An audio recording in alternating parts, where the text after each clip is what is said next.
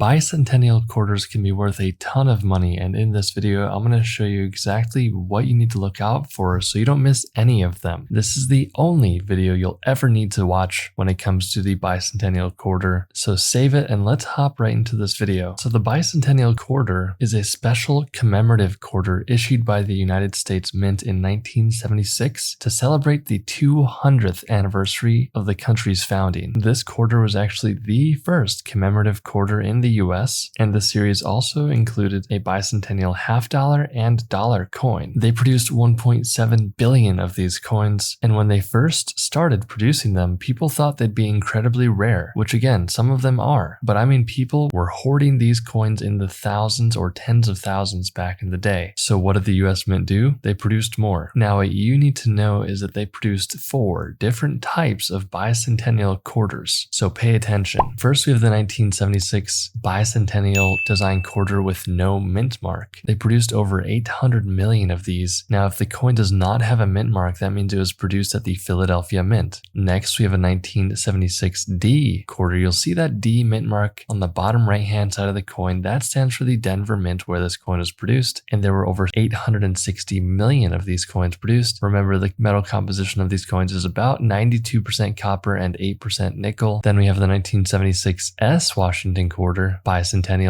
That S mint mark stands for the San Francisco Mint where they're produced, and there were only just over 7 million of these produced. And lastly, we have the 1976 S that is 40% silver and 60% copper. There were only 11 million of these produced. So let's hop into some examples. Make sure you stick around. Some of these coins get very interesting, but this one right here is a 1976 S silver quarter. Now it's important to understand, as you can see on this label, it was graded by PCGS at a gem proof. Now proof just means the way that the coin was designed. There are coins that are meant for circulation, and then there are coins that are meant for collectors, and proof coins are typically just that. Now you can tell if you have a proof coin by the appearance. I'm going to show you an example right here of the difference between a normally issued coin and a proof coin. You can also see that this on the label, it says it was signed by the actual designer of the coin, Jack L. Ayer. What PCGS actually had done was they had the actual signature of the designer of this coin, which is a really cool feature. So because this is a proof coin, it was signed by Jack, the designer of the coin. This coin sold on eBay for $33. Now this coin right here is something that I actually really enjoy. So this coin sold on eBay. It had 16 bids, so I know that from what I'm looking at here, this is a genuine coin, and by that I just mean that nobody messed around and altered the coin. Sometimes there are people out there that will find a video like mine, see that these coins are bringing a lot of money, and they will try to manipulate or damage the coins to make them appear to be heirs worth more money. This one is a genuine heir that is showing some of that copper layer of the coin. So if you have a coin like this, it's likely worth getting graded, especially if it's in better condition than this. Now really quickly, what do I mean by grading? Well, there's 2 big companies called NGC and PCGS where you send your coin off to get graded. They will make sure that the coin and heir like this one is actually authentic and genuine. That way it'll give the buyer more confidence when buying a coin like this. Now it's important to know that it's not always worth sending your coin off to get graded, because sometimes if the coin is really cheap, you're going to spend more money on grading fees and shipping and all these things than the coin is actually worth. So make sure before you send your coin off to get graded, you know it's actually worth your time and money, because a lot of the time it's not. But this one I think might have been worth sending off because it sold for $65. Now this coin sold for $9,200. This is when it gets very interesting, guys. So this coin was graded by PCGS at a mint state 62. That means it has a little bit of nicks and gashes that occurred during the minting process. So remember, if your coin has small gashes on it, there's still a possibility that it is in high grade. But a lot of the time, guys, the ones that you guys are seeing or finding out in circulation are going to be lower grade because they went through other people's hands, which makes the grade lower. What you need to know is that if you come across a coin like this, you found something incredibly rare. Now, like I said before, there are some people out there that will try to get 2 coins and strike them together with a hammer to make them look like this. Although a third-party company like NGC or PCGS is going to know immediately if the coin is indeed genuine or not. This one just so happened to be struck on a dime planchet, which means a dime piece of metal before it gets struck. Regardless if this was intentional or not, it got out of the mint somehow. somehow into a collector's hands, and they were able to profit from this, turning 25 cents into $9,200. So check out this coin. Something interesting about these coins is when they were producing them in 1975 and 76, the US was actually not intending them to go out into circulation. These coins were strictly meant to go into collections and not be spent. These bicentennial quarters were actually part of a bigger celebration in the US in 1976, which included parades, fireworks, and other events across the country. Not many people knew that. So this was a big deal, and not many people knew about these coins. But this coin right here is a great example of someone trying to sell it on eBay because they think they have something incredibly rare. So this person had a shipping cost of $5, and it was an auction, and there was only one bid for 50 cents. So this person was able to sell it for $5.50. What they probably did is they threw it in a plain white envelope, threw a stamp on it, and they made a few bucks off their coin. Now, in my opinion, the condition of this coin, there's nothing rare about it. It's just worth 25 cents in my opinion, but someone made about $4 off the coin.